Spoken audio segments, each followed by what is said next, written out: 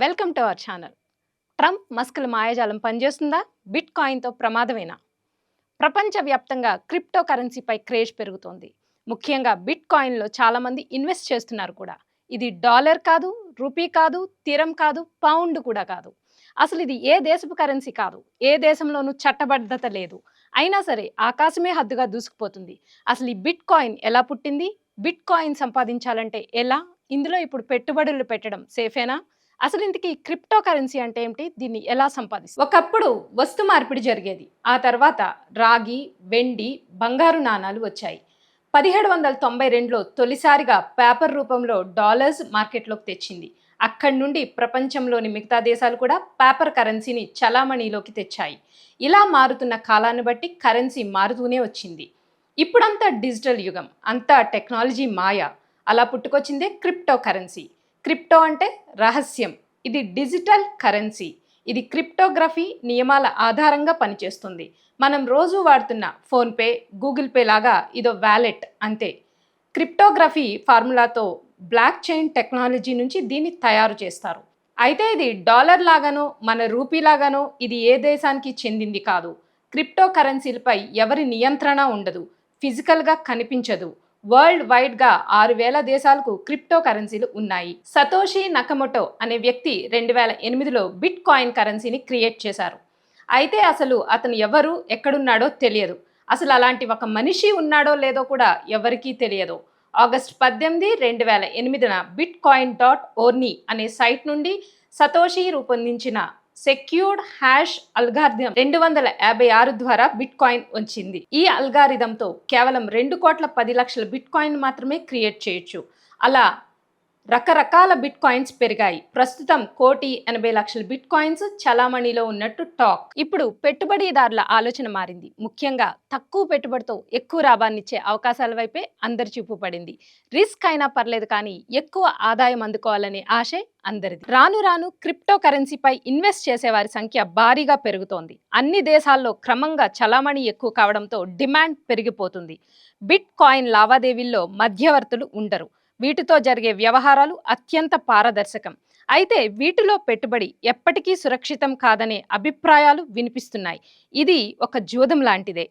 దీనికి గ్యారంటీ ఉండదు. అయినా లాభం ఎక్కువ కావడంతో దీని క్రేజ్ మాత్రం పెరుగుతూనే ఉంది. బిట్ కాయిన్ను ఓ ఆస్తిలా దాచుకోవడానికి వీలు లేదు. ఒక్కసారి పెట్టుబడి పెట్టి రిలాక్స్ అయ్యే పరిస్థితి ఉండదు. అప్పటికప్పుడు ఆ సమయానికి ఓ పెట్టుబడికి బిట్ కాయిన్ అవకాశం మాత్రమే. ఏ బ్యాంకు కూడా అధికారికంగా ధృవీకరించకపోవడంతో బిట్ కాయిన్ మీద ఇప్పటికే అనుమానాలు ఉన్నాయి.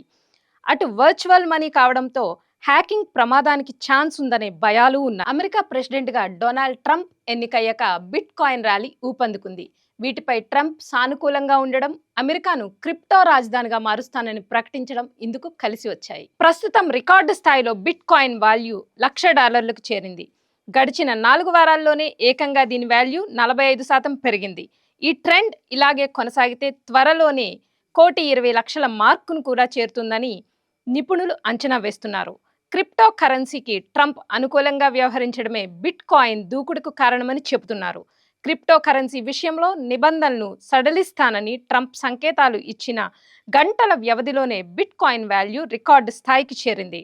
ట్రంప్ చేసిన వ్యాఖ్యలతో ఒక్కసారిగా సీన్ మారిపోయింది.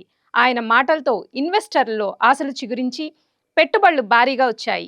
ఇదే ఊపు ఉత్సాహం కొనసాగితే బిట్ కాయిన్ విలువ $1,00,000 చేరవచ్చని మార్కెట్ నిపుణులు అంచనా వేస్తున్నారు. ట్రంప్కు క్రిప్టో కరెన్సీ మార్కెట్ వాటాలున్నాయి. ఇదే మిగతా ఇన్వెస్టర్లను ఆకర్షిస్తోంది. ఒకప్పుడు బిట్ కాయిన్ అనేది పెద్ద స్కామ్ అని, అది నమ్మదగింది కాదని చెప్పిన ట్రంప్ గారికి ఉన్నట్టుండి క్రిప్టో మీద ఇంత ప్రేమ పెరగడానికి కారణం ఏమిటన్నది ఆలోచించాల్సిందే.